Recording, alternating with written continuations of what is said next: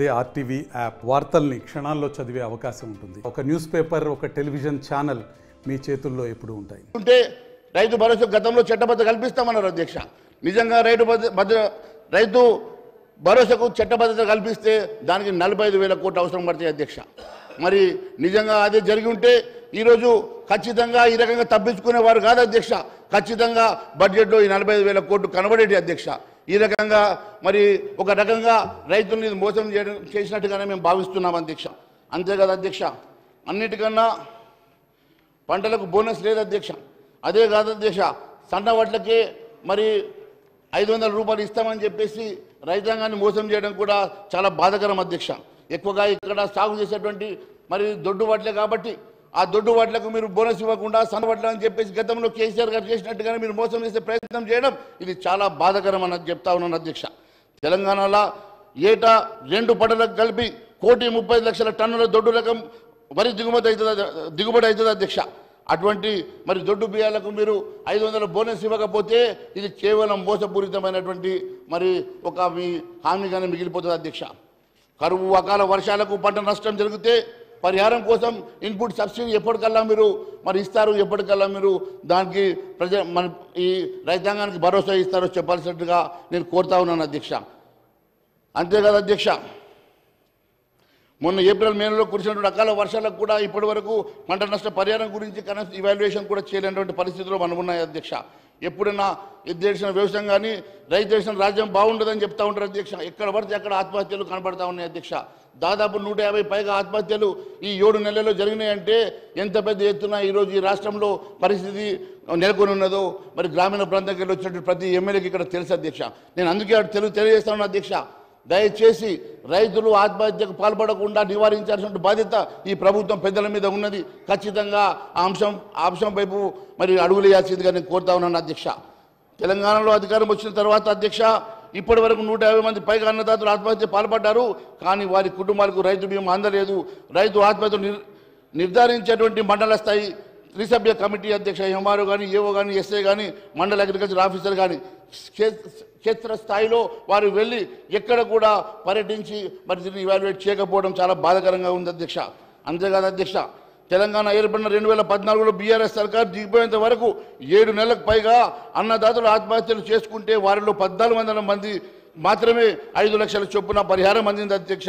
మిగిలిన దాదాపు 5,600 మంది రైతులకు బీమా అందలేదంటే గత బీఆర్ఎస్ ప్రభుత్వం రైతులను ఎంత విస్మరించిందో దానికే వారు ఈరోజు ఈ రకంగా మరి అపోజిషన్లో కూర్చునే పరిస్థితి ఏర్పడ్డది అధ్యక్ష. దయచేసి ఆ బట్టలు మీరు నడవద్దని చెప్పేసి నేను మీ అందరినీ కూడా కోరుతా ఉన్నాను అధ్యక్ష. అన్నిటికన్నా ఈరోజు అవకతవకల అక్రమాల ధరణి పోర్టల్ దిద్దుబాటు ఏమైంది అధ్యక్ష? భూమాత పోర్టల్ వచ్చేది ఎప్పుడు అధ్యక్ష? కాంగ్రెస్ అభయహస్తం మేనిఫెస్టోలో పేర్కొన్న 8వ రంగం భూ పరిపాలన ధరణి స్థానంలో భూమాత పోర్టల్ ప్రవేశపెడుతున్నామన్నది అది ఏమైంది? అసలు ధరణి పోర్టల్ నిర్వాహకులు ప్రభుత్వానికి సహకరిస్తున్నారా లేదా అని అనుమానం మాకు వస్తూ ఉన్నది అధ్యక్ష.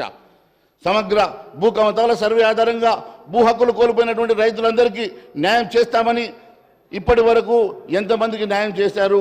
మరి ఇంతటి మరి భూ సర్వే వల్ల నష్టపోయినటువంటి రైతుల వివరాలు ప్రభుత్వం ఏమైనా సేకరించిందా అని చెప్పి నేను మీ ద్వారా ప్రశ్నిస్తున్నాను అధ్యక్ష. అంతేకాదు అధ్యక్ష, ల్యాండ్ కమిషన్ ఏర్పాటు చేసి ప్రభుత్వ భూములను పరిరక్షించి పౌరుల భూ హక్కులను కాపాడేందుకు రెవెన్యూ ట్రిబ్యునల్ ఏర్పాటు చేస్తామన్నారు కదా, మరి ఈ దిశలో కనీసం కసరత్తైనా మొదలైందా అని చెప్పేసి మీ ద్వారా అడుగుతున్నాను అధ్యక్ష. నిషేధిత జాబితాలో చేర్చిన పట్టా భూములను కాంగ్రెస్ అధికారంలోకి వచ్చింది 100 రోజుల్లో తొలగిస్తామన్నారు కదా, మరి ధరణి పోర్టల్లో 5 సభ్యుల కమిటీ 2023 డిసెంబర్లో వేశారు కదా, మరి 7.5 నెలలైనా నిషేధ జాబితాలో ఉన్నటువంటి 13 లక్షల ఎకరాలు ఉన్నట్టుగా సమాచారం ఉంది. వాటికి కనీసం ఇప్పటికన్నా కొన్ని తొలగించగలిగినారా? మరి దాని గురించి ఏమైనా అడుగులు వేశారని చెప్పి నేను మీ ద్వారా అడుగుతా ఉన్నాను అధ్యక్ష.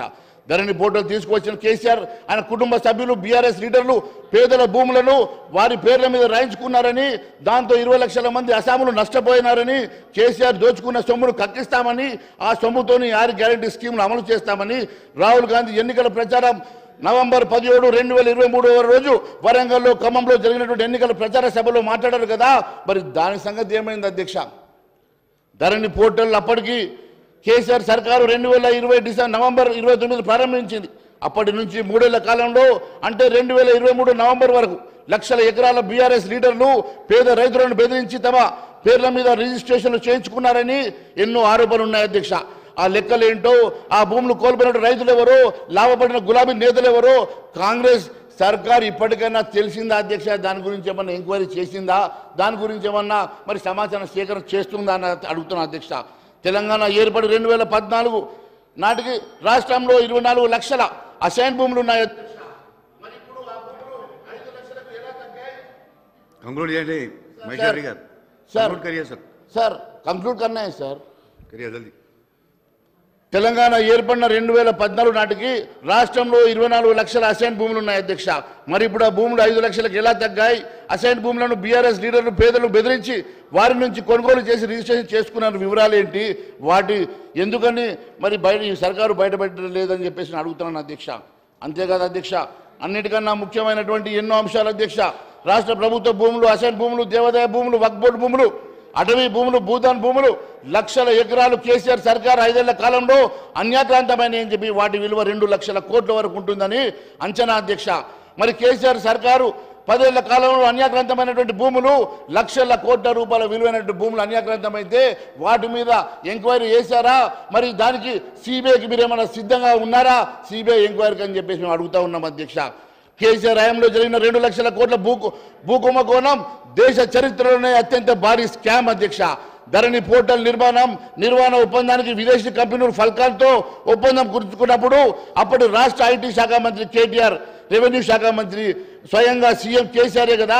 మరి ఇలా కేసీఆర్ కుటుంబం ప్రమేయం ఉన్నటువంటి 2 లక్షల కోట్ల భారీ స్కామ్లో లోగుట్టు బయటపెట్టడానికి కాంగ్రెస్ సర్కార్ ఎందుకు వెనుకాడుతుంది? ఎందుకు వెనుకాడుకు వేస్తూ ఉంది? ఎందుకు దాని మీద ఎంక్వైరీ పెట్టడం లేదు? ఎందుకు దాన్ని సిబిఐ ఇవ్వడానికి సిద్ధంగా లేదు? దీనికి సమాధానం చెప్పాల్సిన బాధ్యత ఈ ప్రభుత్వం మీద ఉన్నది అధ్యక్ష. సీఎంగా రేవంత్ రెడ్డి గారు బాధ్యతలు చేపట్టి తర్వాత 2వ రోజే ధరణి పోర్టల్ రివ్యూ మీటింగ్ పెట్టారు అధ్యక్ష. 5 సభ్యులతో కమిటీ వేసి 7.5 నెలలైనా ఇప్పటి వరకు దోషులు ఎవరో తేల్చలేదు. ధరణి పోర్టల్లో జరిగిన 2 లక్షల కోట్ల స్కామ్ని వెలుగు తీసి చిత్తశుద్ధి ధరణి అడ్డం పెట్టుకొని భూ అక్రమాలకు పాల్పడే బీఆర్ఎస్ నేతలను కంక్లూడ్ కరియే సార్. కంక్లూడ్ కరియే సార్. 2 మినిట్ సార్ కంక్లూడ్ కర్రాం సార్. మరి లక్షల కోట్ల రూపాయల స్కామ్ను వెలికి తీసి చిత్తశుద్ధి ధరణి అడ్డం పెట్టుకొని భూ అక్రమాలను పాల్పడినటువంటి బీఆర్ఎస్ నేతలు దోషులుగా నిరూపించే చిత్తశుద్ధి మరి ఈ ప్రభుత్వానికి ఉన్నదా? ఈ స్కామ్లకు విచారణకు సిబిఐకి మీరు సిద్ధమా అని చెప్పి అడుగుతున్నాను అధ్యక్ష. ఈ పోర్టల్ని విదేశీ कंपनी को साहब, ये फॉरेन कंपनी को दिए साहब. पूरा आज हमारे इस देश की लाखों करोड़ रुपए की इस लैंड की सारी इंफॉर्मेशन आज फॉरेन कंपनी के साथ है साहब.